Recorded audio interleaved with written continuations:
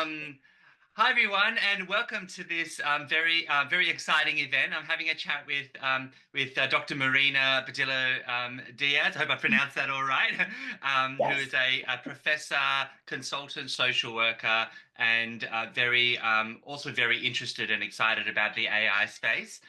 So Mhm. really delighted to have her join me for this chat today. Thank you so much, Marina.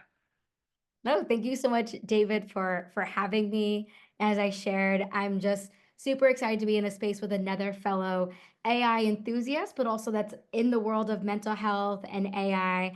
I also appreciate that you're from Australia. I know I'm coming in from the United States and from a North American perspective. So I think we're getting a great conversation today. Absolutely, absolutely. I think there are a few differences, but a world of similarity, I think, in this space right now, Yes. more so. Yeah, do you want to maybe give us a bit of a rundown of your interest in this space, how you came to AI? Would be really Yeah. great to hear from you. Yeah, no, definitely. So a bit about my background. So as you had mentioned, I am a professor, so I teach in Master of Social Work programs and at the doctorate level as well too. But my field of social work has really been in community mental health. So that's when I started my practices as a social worker. But primarily my career has been in school social work. So I've worked as a middle school social worker, an elementary school social worker. I spent a little bit of time in working in alternative high school settings as a school administrator. And I spent also a little bit of time at the U.S. Department of Education doing a fellowship in the year 2022, 2023. But primarily, as you heard in my experience, you don't hear any data scientists, you don't see any masters in computer science and engineering. I really am a social work practitioner. And what really sort of sparked my interest in artificial intelligence and tools like ChatGPT was really because, in after my fellowship had ended with the US Department of Education in the summer of 2023, I really needed to hustle and revamp my website, my consulting business. And I kept seeing on my Instagram like these reels, like put this prompt into ChatGPT and you'll get all this free content for marketing. And I was like, well, I don't have a marketing background. I'm a social worker. I don't know what I'm doing. So let me just try this out. I keep seeing this pop up. And lo and behold, I tried those prompts and it was my introduction into ChatGPT, but it really grew from there because I was like, well, if I could do this with ChatGPT, what else can I do? And Mm, because I'm a social worker, because I wear many different hats, I would have consulting contracts working in schools to do social emotional learning lesson planning. I would have contracts to do clinical supervision. I had contracts to be teaching in the classroom. So I was finding that ChatGPT was really becoming my like little personal assistant, help me kind of do all these administrative tasks. And that's what really sort of sparked my journey into AI in that summer of 2023, which really landed me in that fall to start just again with my colleagues at in higher education and kind of talk about how is this impacting our teaching, but also being in the K through 12 space, sort of talking about how is this going to be impacting our students and learning and teachers. But I felt there was like a real need in this space of social work to sort of think about how is this going to be impacting our field. And so that's when I launched the brand, the AI social worker in January of 2024, where I posted a blog and have done trainings and consulting now for social workers who are interested in integrating generative AI tools into their practice. Yeah. fantastic. Well, so exciting. Thank you so much for that. And I also sort of stumbled upon lots of those kinds of marketing Yes. type reels, and I think it was very quick for marketing and for IT and social media to Mhm. all be making good use of it of AI to Yes. their content creation purposes, but less clear how it could be applied in allied health and psychology and social work. Hmm.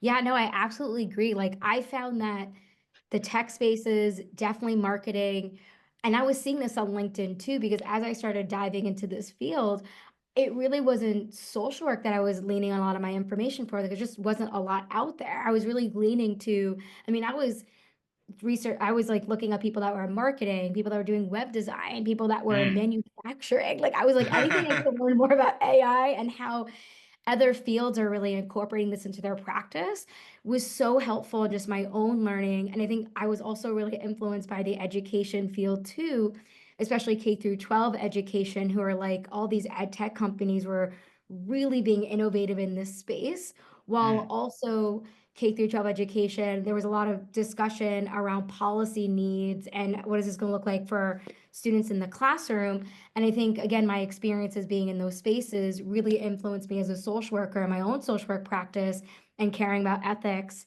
and, and practitioners really thinking about this is really important for our field. And yet no one is really talking about this right now.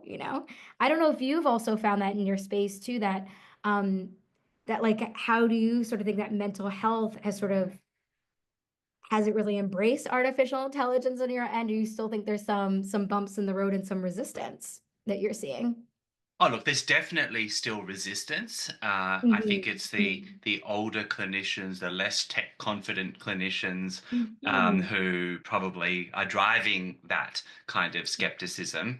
But I think the take up has certainly increased significantly over the last couple of months, and I think it from being something that's very, sort of untrustworthy, sort of like a gadgety sort of mhm, tool that we're not clear how it applies. It's now very clear how it applies. The benefits are very clear, but I think how to do it responsibly, how to do it well, I think there are still many, mhm. many more conversations to be had. Yeah. No, I couldn't agree, couldn't agree anymore. I absolutely think the same exact things. And I think, initially I mean, I consider myself an early adopter. I think beginning I know ChatGPT came out in 2022, and I was already seeing the usefulness of it, right? Right in that summer of 2023. But really what struck me is when I was speaking, even to my other fellow professors in the fall, there was like a lot of resistance that I was being met with. I was Mm. like, I'm seeing this as so useful. Like I totally understand the concerns around plagiarism and and sort of how is this going to impact student learning. I do understand that. And even I was just seeing a professor's slide deck even earlier today of like the grieving process, right, of like we have to let go of what we've been doing, right.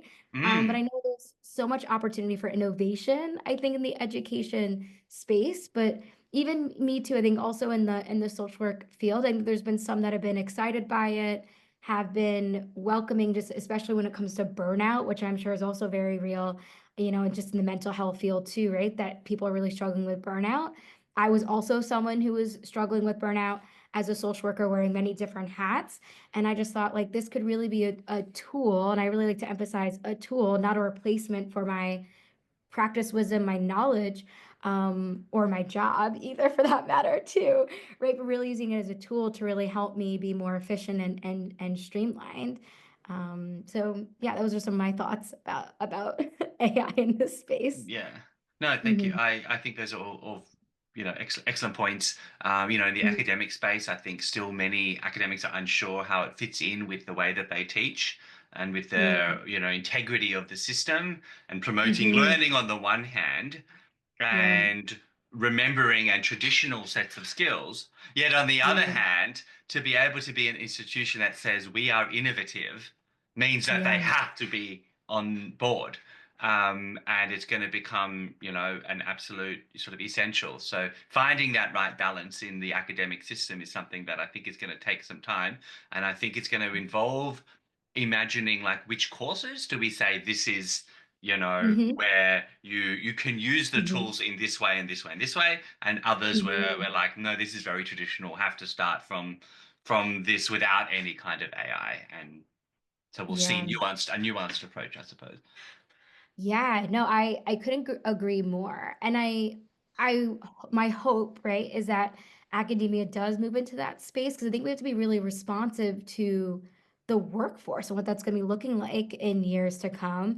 And I think when there's resistance in higher education, and not to say it's not met with I definitely think there's some merit to some of these concerns too, like really about learning and genuine of retaining, information. I think there's this fear of the slippery slope with artificial intelligence, especially Mm, tools like ChatGPT. I get it. Like it could create a whole assignment for you. You could just look up this information and use it. And I think in a more in-depth way than Google, because you could also look up information on Google too. sure. And And plagiarism has existed before AI. So I want to also Wikipedia. yes, and Wikipedia, right? So that, but I think there's just a new opportunity, new way, right, to for students to get this information. But I think a lot about that too. Like, how can we integrate this technology to really enhance learning, to really have it be side by side? I love your suggestion too of there has to be some limits, and maybe there's some assignments that yes, you could use artificial intelligence tools like ChatGPT or other ones out there for this learning assignment, but this one you can't, right? And I think time is coming for innovation to happen in this space. And I know at least in some of the student conversations I've been having too, and I think some of my students are really concerned about not just their learning, but I think also like what happens with data and privacy. And because our professions like psychology and even social work, we really do care about privacy and data. Um, and I think that's been one of their biggest concerns, but I think also the opportunity. So there's even tools out there like a couple of Masters of Social Work programs have adopted SimuCase. Another one is CogniTrainer, which are Right. using AI to help train students in this space, like practicing interviewing, practicing having sessions. And I just think Amazing. that's like a great innovative practice to see in the classroom.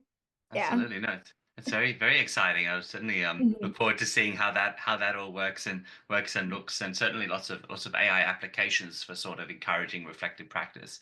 And Mhm. I think what Mhm. that does is it means that clinicians can get a lot more confident in a more and more vulnerable in a way to be able to get that kind of feedback, in Mhm. ways that we might not have been as comfortable with, being with our Yes. supervisors.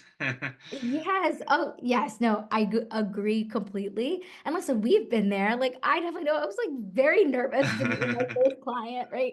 And I was working with an internship in an elementary school, right? I remember a fifth grade student, right? And not, again, you can't avoid it, right? This is part of being in the program. You have to, get over the fear and the anxiety. But what an opportunity that our students now could have with just practicing some of these skills beforehand, even at your internship, because again, these tools are accessible no matter where you are, right? They're virtual, to get that practice. So I know at Hunter College, where I work right now, we are going to be piloting in the fall a Cogni Trainer, which is a chatbot tool to practice, interviewing and these skills. And I think about ethics too, right? Like you're not making mistakes on humans, right? We know that a lot of our clients that we're seeing are marginalized, communities, vulnerable populations, high trauma. So what an opportunity, I think, to practice in the sort of safer space, less harmful space, before, connecting with clients. So I don't want to say it's 100% the same. Yeah. I think you and I could both agree, like real life experience is definitely the golden standard, but there might be some opportunity in between that to really practice some of those skills. Yeah, it's a great idea, I guess, before getting thrown in the deep end to have that ability to practice, I suppose. And of course, yes, it's Mhm. not going to be the same, but we just kind of accept that for what it is. It provides a way to see what we find to work well, to be able to identify new opportunities, in a Mhm. safe space. Mhm. No, absolutely. And I think the other piece too that I really try to, really help my students really think about is just sort of those critical thinking skills that it comes to artificial intelligence that, we can't really just rely on what the AI, chatbot says. We really have to think critically about the information that's given. We know bias is really real, that, these AI tools have an epistemology sort of bias, right, of what information goes into Yeah, it. yeah, And so I think that's going to be something really important as we move, at least what I like to think moving forward, is yeah. that we're really embedding this critical thinking knowledge piece of really helping our future clinicians, social workers to really think about, the information that you're getting, reading it, comparing it to your practice within the clients, the community that you're servicing. Is this really relevant? And really helping to make those judgment calls and really building those critical thinking skills. I just don't think we're quite there yet in the MSW programs. Hmm. I'm not sure if any of your schools or programs are contacts that you have, but I'm really hoping that's a space that we move into of really changing the curriculum in academia. But maybe I see Yeah. this as an opportunity. That's at least what I Yeah. see. Yeah. Yeah, yeah, absolutely. It's Mm. going to be absolutely inevitable that it will change. But at the same time, Mm. I'm also very mindful that things have to move very quickly if they're going to stay up to date, because I can see a curriculum being developed. If it's going to be Mm. taking, months rather than weeks, based on old models, based on old tools, based on features that were, Mhm. yesterday's features, they're going to potentially, not stay relevant that long. And even research papers that come out where studies have been conducted based on prior models are also going to really Mhm. have to be taken with a grain of salt, because the newer models are always going to be more sophisticated, always able to be doing more. So it really is going to be moving things on a different trajectory. No, I couldn't agree more. And like what a challenge, right? Because I think it's exciting that this technology is here, it's innovating, it's moving fast, but it takes time for schools to catch up, right? K through 12 education is going to take time for higher education programs to catch up. It's even taking time in our field to even catch up too, and things Yeah. are changing rather rapidly. So, um, I know that's the reality that we're sort of in. I know there's no pause button on this technology, right? We can't Yeah. stop it. So I think we're just kind of, yeah, we're like in it, sort of in the sort of weeds, trying to figure this out. Sometimes I have to say, like, we're a little bit in the Wild West, I'm sort of feeling right now. We're kind of, Absolutely. building the plane as we're sort of flying it. Uh, Yes, that's a good one. yeah, to kind of see where this kind of lands. And what a time to be in this field when this is, happening. Um, prior to, with AI coming into this space, like what have you seen like kind of the biggest differences in your work prior to AI and tools like ChatGPT and Generate to what you're doing now in your work? Love to learn more about that. Yeah. Well, look, I guess just day to day now, if I feel Hmm. like there's something that could be done better, could be done differently, or I need another, pair of hands, so to speak, to come up with, any kind of like email or content, it almost seems, an absolute sort of given that I'm going to be using AI to kind of get there. But I do think Hmm. it needs to be strategic. It needs to Yeah. be leveraging off what your past experience is. And I found certain types of Hmm. tasks, I'm not going to get a good response on. Yeah. Certainly in our space where, a lot of Hmm. information hasn't been yet, Yeah. I guess, put out into the world. Yeah. And so I might rather use it for refinement, rather use it for improving of quality and readability, for example, instead. Hmm. But Hmm. but really, I guess I just feel like I've always got an assistant now in that Yeah. respect, one that moves, just about instantly. And I'm just so excited about the space, because when I'm talking to people, it's, the sort of things that they're saying is that it's all life changing, or Yeah. that, I've had clinicians say that they've come out of retirement now because they're seeing their work differently. And people who are taking, 8 to 10 hours, a week for particular admin are now doing it in just a few.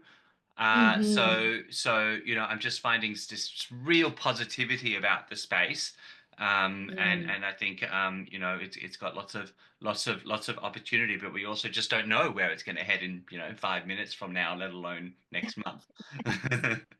Yeah, but how exciting and rewarding, right? That also Yeah. feels too that, that the positive feedback that you're getting. And similarly, I mean, I could say that even for myself too, like it has saved me literally hours and hours of my time. Sometimes I wish, like, man, if I had this like 5 years ago at my other job that I was working as a school administrator, this would have saved me so much time Yeah. that I know I can't get back now. But I think, okay, it's here. It's not, it's here to stay. So I could definitely make use of this moving forward. But same, like I've had students sort of share this has saved me a lot of time, other, social work practitioner, in different areas of social work too, saying this has really saved them a lot of hours. And like initially also being hesitant and unsure how to use these tools. And again, I think because it's not been part of our training, it's not in the curriculum, and certainly this is happening much faster. I think what an opportunity to be in this space alongside of you too, who was also doing a lot of trainings, right? Of really supporting the field um and integrating and using this technology. But I'm also curious to know too, like, not everyone sort of sees the pragmatic or the helpful or sees this as optimistic. What are some of the concerns that you're hearing people say, and how do you sort of navigate those conversations too in your training spaces? Yeah, that's a Yeah. great question. I think the biggest Mhm. concern is that they're going to take our jobs. Mm. Everyone's Mhm. going to be out of work because of, I guess in the mental health space, it's the therapy bots that seems to Mhm. be the one important way that could be happening. And so Mhm. what I like to say in response to that is that you have the opportunity to use these tools as an adjunct so that the clinician can oversee the client having the ability to talk with the therapy bot during the session. Mhm. Not necessarily during, like between sessions, I should say, so that you Yeah. could extend your service. Mhm. You have the ability, I guess, of talking through good uses of the Mhm. therapy bot with your client to bring them on board for homework, for strategy reinforcement, for example. But Mhm. I think ultimately there will still always be enough clients who need the human touch and always be Mhm. enough work there as a result. And Yeah. so, yes, there will be many clients who may never go to a clinician because they've now got a therapy bot, but I don't think that's going to be at such a scale that it puts us out of work, so to speak. That's kind of my big Mm. picture here. And so I Mhm. think we should recognize, where does the evidence say that it's helpful, and in what Mhm. instances? And so, research should compare the therapy bot to the clinician and to the clinician and therapy bot team. That's Yeah. where this will be really interesting. And we need to set up some risk management processes and guardrails, so to speak, so that we know it can manage risk. We know that it can deal with those kinds of prickly situations. And I Mhm. think this is how we move into the next stage of mental health, is recognizing AI's role and Yeah. how we can work with it and around it, because you can't put the toothpaste back in the tube. Right. Yeah. And I think something else I like to, valid yes, I validate the feelings of the concern around the fears of jobs being taken away, but we're certainly not the only profession who's grappling with this too, right? I Yeah, think yeah. every profession Yes, has to yes. think, yeah, has to think like, be like, okay, like we all are dealing with this because this is a new technology. The capacity of it is so great. And so marketing, teachers, doctors, like nurses, like we're all sort of grappling this. I think one of the powers that we have, I think, is exactly what you sort of mentioned, is that we are a human service field. We know that therapeutic experiences are really beneficial with the human touch, the human connection. And I think there's always going to be a need for the human connection in the therapeutic rapport that I don't think could be truly replicated with a chatbot. I'm totally in agreement with your recommendation that there's opportunities for in between sessions, because I know, like, as a therapist, you can't be on call 24/7. Burnout's also just not appropriate boundaries, right? So I think to have a tool like that at your clients, just at their opportunity that they could use in conjunction with therapeutic services, I think would be a great way of integrating artificial intelligence. Will some just rely on a therapeutic chatbot? Probably, I would imagine so. But maybe this Definitely. might open up more opportunities for people to want to maybe seek out counseling services or therapy services because of their connection conversation with the chatbot, and maybe the recommendation to get, therapy services too. That's Yeah. my hope. That's my hope. Yeah. Um, I guess time will tell, like you said, with more research. But I think there is an opportunity with that. But I think we're not alone in this fear of what this means for our profession, but what an opportunity to then pivot and innovate, if we want to stay timely and relevant with the times and what's moving in our profession. And people are using not just therapeutic chatbots, but even like ChatGPT, right? That people are using it for therapy. Yeah. Um, so that, and they're not even therapeutic like tools, right? We know ChatGPT is not like therapeutic. No. Um, so yeah, and I guess like, too, I'd love to sort of ask you like, what are your thoughts about people using everyday, people just using tools like ChatGPT for therapy, um, and what this means like for our Yeah. profession.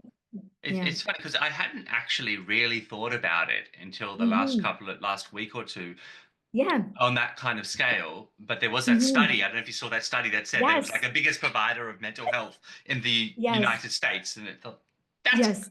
insane. How it's not what it's intended for. Um, and Right. and uh, Right. and I guess my little ethical kind of sort of like Mm. red flag that went up here is if Yes. we're putting in confidential information, doesn't Yeah. have any of those privacy safeguards. Should Yeah. they be, in America, HIPAA compliant, or in Australia, trade and privacy Right. principles for therapy bots to be, interacting with Yes. client information? That was like one of the big concerns in that respect. But also, it's because it's not Yeah. set up as a therapist, as a clinician, Hmm. and doesn't necessarily have any of those guardrails.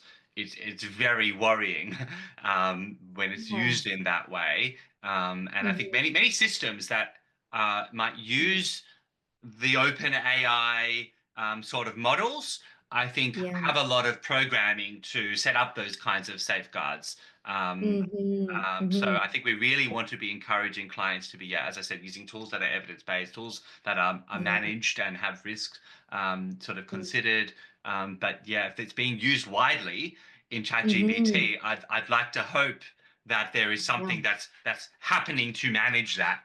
Otherwise, Yeah. there could be some real catastrophes and legal liability.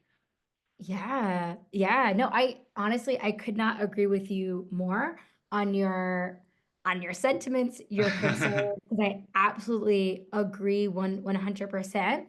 And thinking about privacy of information, what happens to that information, what you put into ChatGPT, right, is not like you don't own that anymore. And I think about some people's most vulnerable fears, concerns, mental health. And I know, listen, like we've all probably Googled a lot of things, right, in our lives that we just put into Google, but now it's now going into ChatGPT, and this technology is a bit different. And I think we also can't parse out like capitalism, right, with the use of ChatGPT. They're also not HIPAA compliant, like you said. So what is happening to that data once it goes in? I don't know, and I have real concerns about that. And right, and at the same time, accessibility. I know therapy is not, especially in the United States, where this study was done by I believe it was the Harvard Business Review. We have a real issue in America of making therapy accessible and affordable. We have huge issues with insurance companies. Our healthcare system is not a universal healthcare system. It's really based on your insurance, and you have high deductibles. And honestly, like because of our insurance system too, a lot of clinicians may not want to go to the route of insurance companies because of the hassle and the challenges. So that leaves private pay, and private pay is really expensive too. And no knock to my fellow psychologists and clinicians who are also trying to make money as well too and charging, right? So I think we have to do some structural things differently in America. But I'm also not surprised that people are turning to ChatGPT because of it being free, that they could actually get like support. So I'm kind of like Yeah. stuck in this, place of like, oh, what an opportunity to get, help and free help that's instantaneous, that it's there. And at the Yeah. same time, like really worried too, because this is not a HIPAA compliant, like ChatGPT has no incentive, right, to make sure that these platforms are safe, right? They're a company that they're, for tech innovation, not mental Yeah. health. So I share those same concerns right with you. Yeah. Yeah, yeah, and I think Yeah. I can completely see the need for having more options, but Mm-hmm. yeah, in the right way, and I think Mm-hmm. that's what's key here. But I want to move on Yeah. if Yeah. you like into maybe some preferred uses of AI. Yes. Would Yes. love to hear what you find to be the most Yes. helpful, perhaps for for Hmm. passing on to other clinicians to use with their clients. Do you have any Yeah. any hot tips?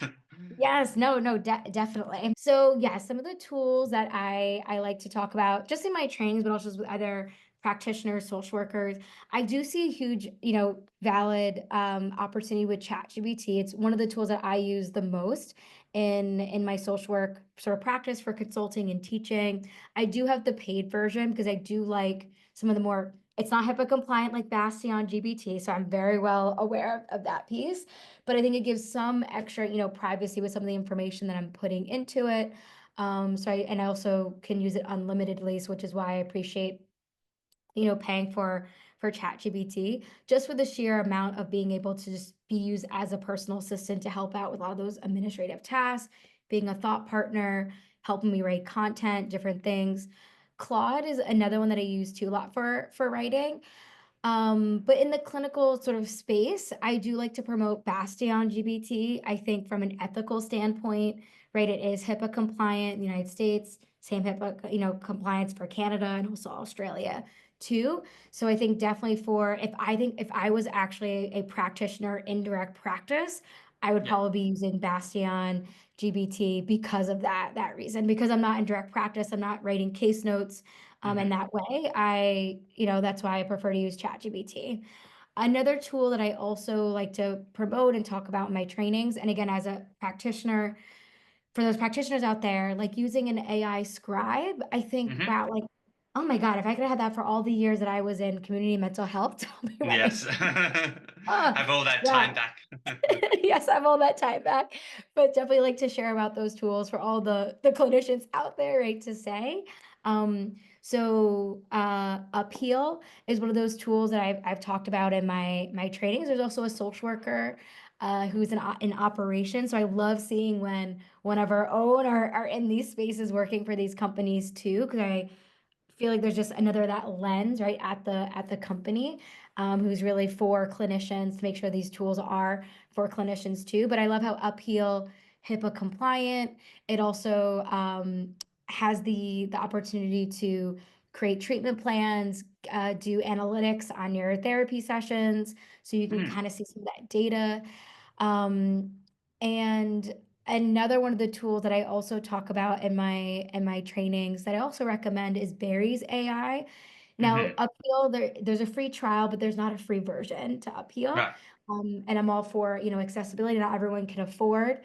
Um, especially in the social work space too. So Barry's AI, would appreciate about that tool is that they give up to like 15 free recorded AI scribe sessions that you could use the tool. It also Hmm. is an AI scribe that it can create the note for you. It doesn't have the same kind of opportunities like Upheal that has the treatment plans and the analytics of the session. But if you're looking for something a little bit more basic, I definitely, recommend, Barry's AI for accessibility and just ease of use too. Hmm. Um, that also. So those are, I think, definitely some of the generative AI tools for practitioners, but my school social workers out there, because I know I've been in school social work for many years, Magic School AI is one of the tools I like to show in my demonstrations for the school social workers. There's really great use in helping write IEPs, social emotional learning lessons, social stories. It's just really user-friendly template. So that's another one that I also showcase when I do my school social work trainings and for educators or school support staff. And then there's also Amazing. a social worker who's made a platform as well too called Magic, Social Work Magic AI. So it's very similar. That's user-friendly templates. It's really built by a social worker for social workers. Yeah. Not free. There is a free trial.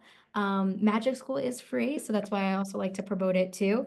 Yeah. But again, it's just great to give a wide variety of options in this space. But how about you? Yeah. What are the tools that I know you're talking about Bastion, GBT, and the ones out there, but love to know some Yeah. of the ones that you're talking about. So, I mean, I think, yeah, Mm, certainly mm. the scribes are Yes. the Yeah. main game, I think, for most clinicians Yep. worldwide. It's an absolute Yes. given because of, Mm. the instant notes, the instant reports, Yes. some with chatbots as well, Mm. and a whole, range of other features. I mean, Mm. one called Answer at the moment that has a therapy bot within the scribe that the clinician can Uh, oversee. But I do think it's important. I might just recognize too that I think some of the ones that you mentioned are likely to be HIPAA mhm. compliant, may not yet Yes. be Australian Um, privacy principles compliant for the moment. So probably worth doing your homework on some of those. And I'd like to hope mhm. that many of them will start to be Yes. compliant worldwide. Um, Mhm. so that they are broadly accessible. Um, Yes. I think as well, it's worth being aware of NovoNote, who do the Oh. from NovoPsych for assessments, Mhm. have their own scribe that's a part of that, so that you can get assessments better sort of integrated. Mhm. I think the one that most psychologists are aware of is Heidi Health. Um, Okay. that just Yeah. seems to have been probably the most Mhm. popular, that I think is worth sort of looking at. I do have a comparison table that I might post as well, so that people can have a look at the ones that are compliant for Australia, Mhm. as they self-report. But I think Yes. it's also worth being aware of other types of tools.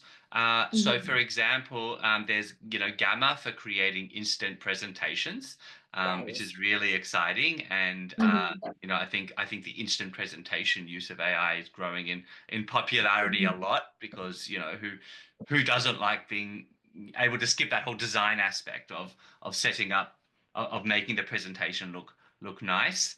And there's also some tools like napkin.ai, that you can create some instant diagrams with, in moments, to be able to, I guess, assist clients with visualizing anything that would be helpful to put into a diagram.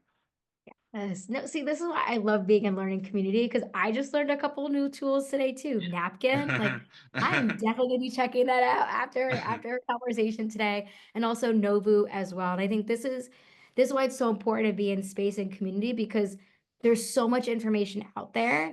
Yes, you could do your research, but it's great to be in learning community with other fellow enthusiasts because then you're just learning even more. So thank you for sharing those, No, David. I know I'm thank gonna you. check that out after Thank this you so much, and call. and likewise. Yeah. And although you might also want to note too, you mentioned Yes. Bastion and then the scribes, but Yes. Bastion also has a scribe functionality in and of Yes. itself too. So I think Mhm. there's going to be this kind of feature catch up, that when one tool sees various different Mhm. kinds of uses, Yeah. that it'll start to catch up to others, like Everbility, which is a scribe, that has verifiable sources of information and can do long reports, has now also got a kind of like work with a document feature that's much like Bastion. So it's kind of Yes. it's hard to be able to say like what is ever best, because I get asked that question all the time, like what should we Mhm. use, what is right for me. And the Yeah. annoying but inevitable answer is it depends. But the second answer is it also Mhm. would be impossible for me to say, because even if I looked at all of them and spent hours coming up with a decision, Right. then tomorrow someone releases another new feature, and then it's out of date Right. the moment I've come up with a call on that. So Yeah. You're difficult discussion. absolutely right. Yeah, no, it's the times that we're in, the innovative times. But again, I really appreciate you not only asking this question, but also just sharing all the great tools. And I know I have good homework to do after today's session. And I always Likewise, appreciate likewise. learning new things. So Thank thank you you for so that. much. And how, Yeah. how would you, just might start sort of wrapping up shortly. I'm just wondering how Yeah. you'd like people to get in touch with you for the services that Oh, you offer. What would be the you. best way for people to get in touch, and what sort of things would you be offering other social workers or other clinicians interested in support? Yes. Yeah, no, thank you for asking that, David. So I do, most of my trainings and most of my space is in social work practice, but also in K through 12 education too, because I do work with some educators, teachers, other school support staff. So I've done that realm, but then also a little bit of clinicians, just because again, social workers, many of us work in mental health too. But primarily my focus of my trainings has really been for social work practitioners to integrate and utilize artificial intelligence tools with both like ethics and intentionality to be really responsible in their use. So you can find information about my workshops, my services on my website, which is the aisocialworker.com. I also have a free prompt library for social workers. I know social workers who work in many different areas, from macro practice to community work to working in direct with direct clients. So I do have a free prompt library for all types of social work practice, whether you're working directly with clients or you're in more macro community work.